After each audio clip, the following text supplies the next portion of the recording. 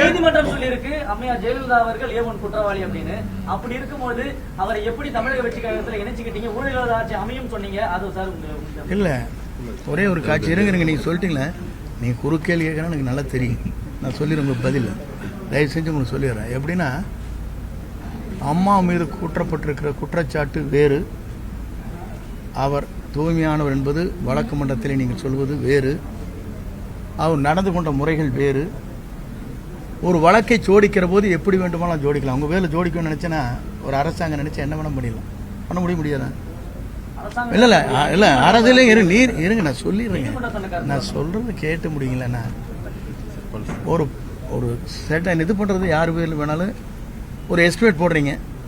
யார் போடுறான்? இந்த பில்டிங்கோட வேல்யூ என்னன்னு போட்டால் அவங்களுக்கு வந்து வேல்யூ குறைவாக போட்டிருப்பாங்க. அவங்களுக்கு வேண்டிய நண்பர்கள் இருப்பாங்க, அவங்க வந்து வேல்யூஷன் போடுவாங்க. பிடபிள்யூ ஒரு வேல்யூஷன் என்ன போடுவாங்க உங்களுக்கு தெரியாதா?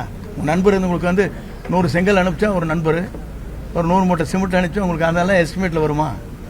ஒரு வேல்யூஷன் போடுறது பிடபிள்யூங்க. ஆனால் கன்ஸ்ட்ரக்ஷன் செய்கிறது வந்து அவங்க வந்து குறைந்த விலையில் செய்ய முடியும்.